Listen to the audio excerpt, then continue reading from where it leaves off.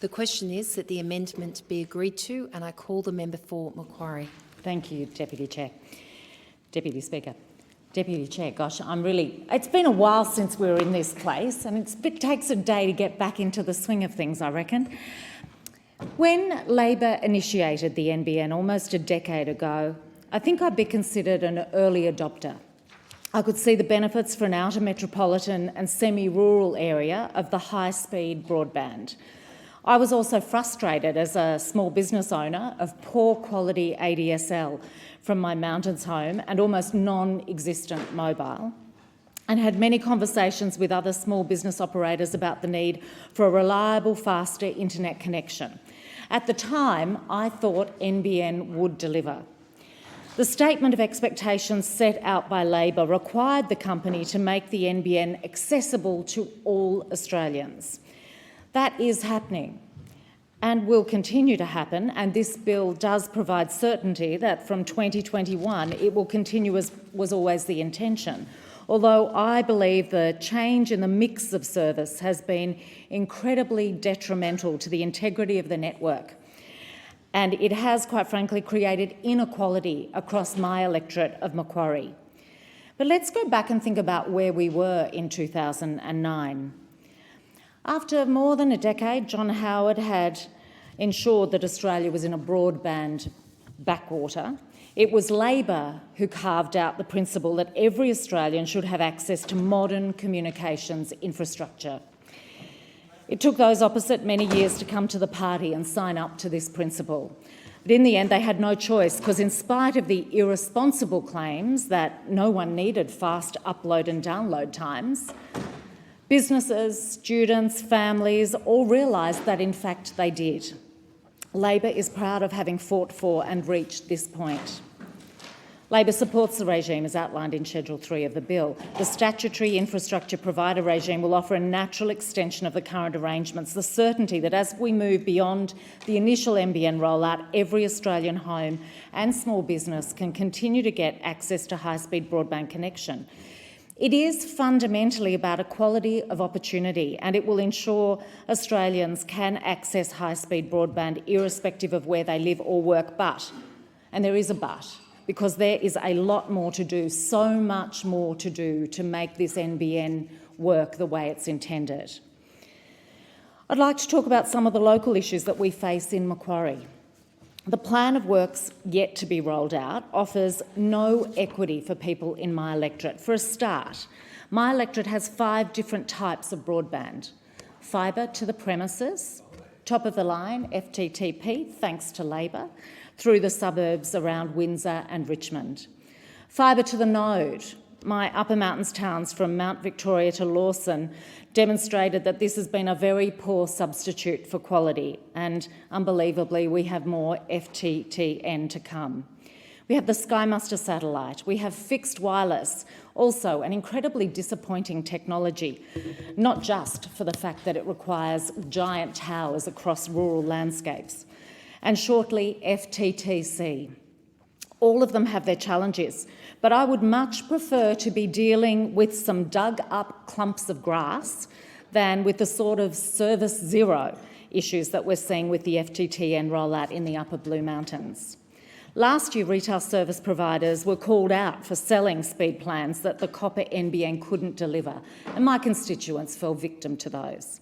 Nearly 1 in 2 customers on the copper NBN who were paying for the top tier speeds had their speeds downgraded and were compensated as a result.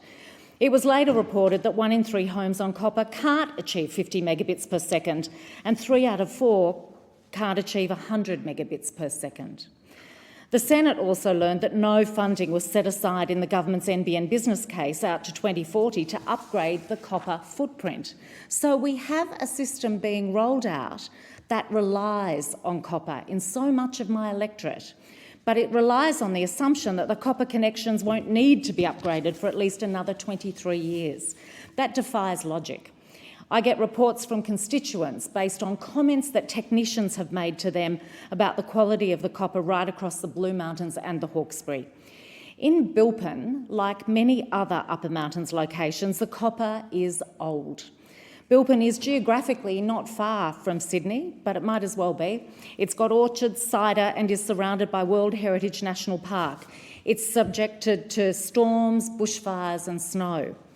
The copper is not in great condition, and the quality of landline and ADSL is awful. Nor is there a decent mobile signal in many parts of Bilpin. Yet this area is only getting fixed wireless, so those landlines, that copper, will still be needed, particularly in bushfires.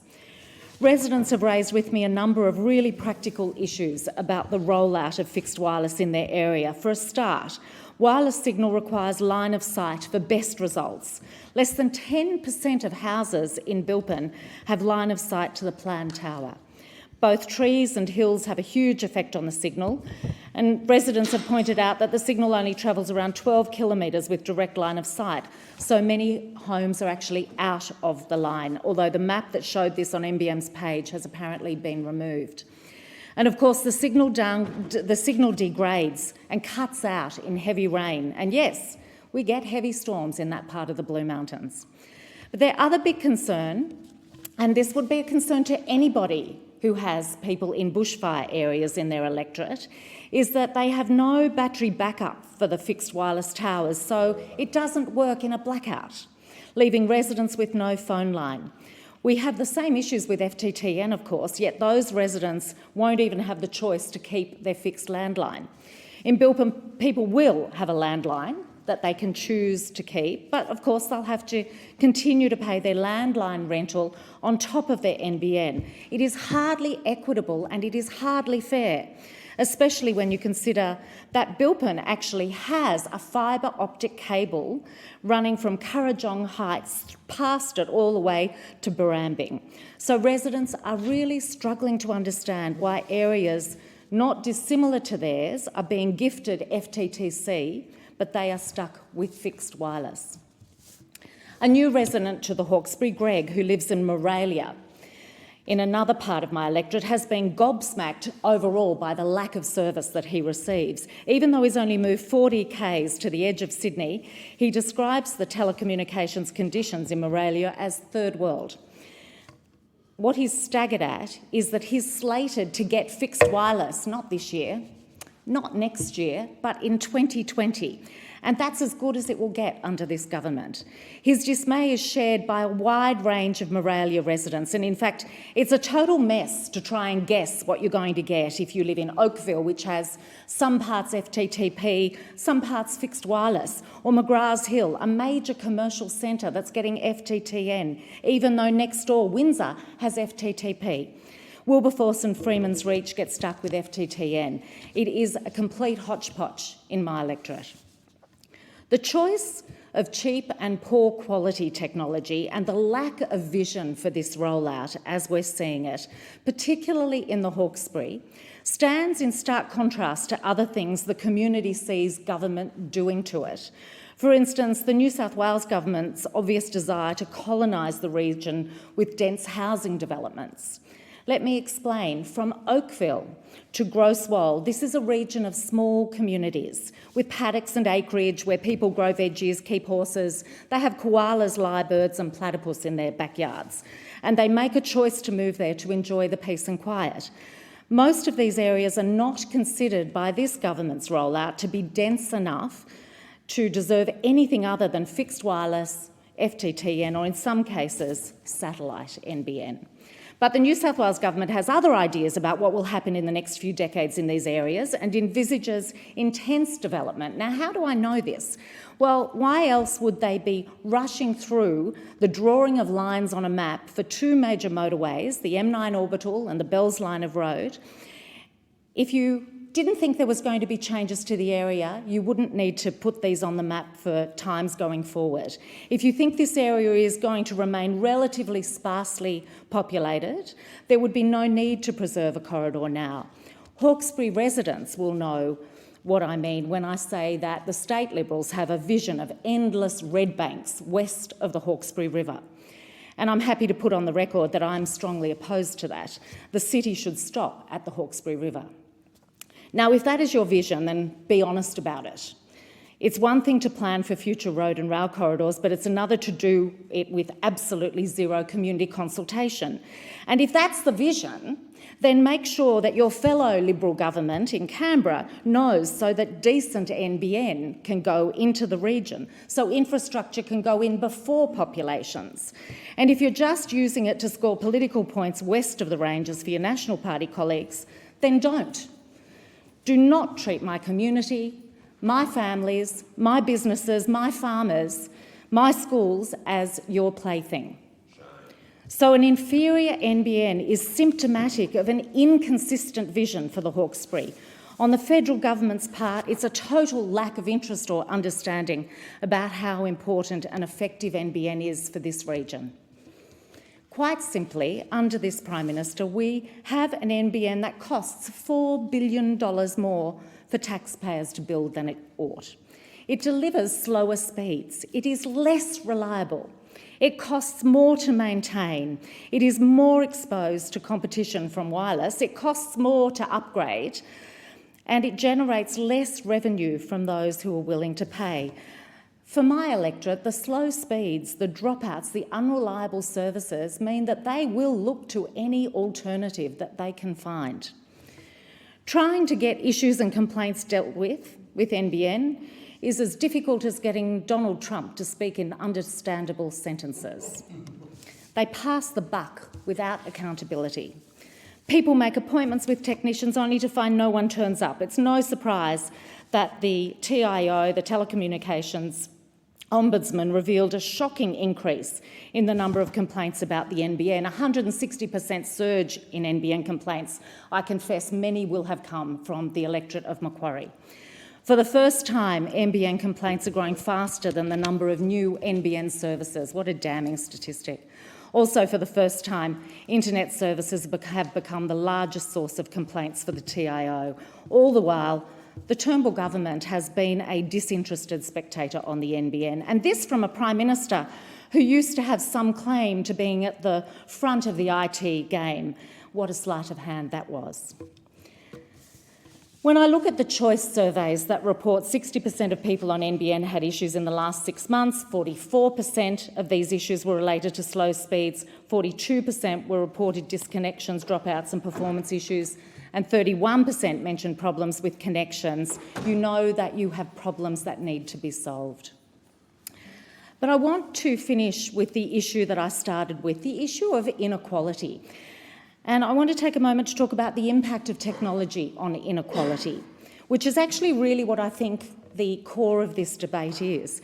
The NBN was originally an opportunity to reduce inequality, but the way it's going, it is failing at that.